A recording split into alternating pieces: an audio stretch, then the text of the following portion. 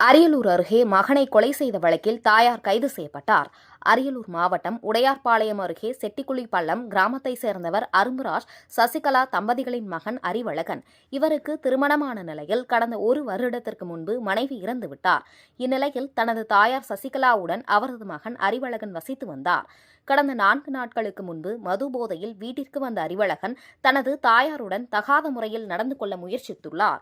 இதனால் அதிர்ச்சியடைந்த சசிகலா இதுகுறித்து உறவினரான சத்யராஜ், ராமநாதன், சிவா மற்றும் தனது அக்கா கண்ணகி, அவரது மகன் கோகுல்ராஜ் ஆகியோரிடம் நடந்த சம்பவத்தை கூறியுள்ளார்.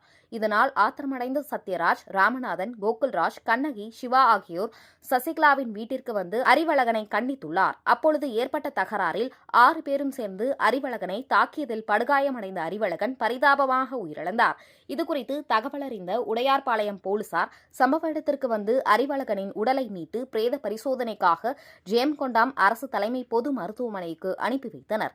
இதுகுறித்து உடையார்பாளையம் போலீசார் வழக்கு பதிவு செய்து விசாரணை நடத்தி வருகின்றனர். விசாரணையில் அறிவழகனை கொலை செய்ததாக அவரது உறவினர்கள் 6 பேரையும் போலீசார் கைது செய்து சிறையில் அடைத்தனர். இந்த சம்பவம் அப்பகுதியில் பெரும் பரபரப்பை ஏற்படுத்தியுள்ளது.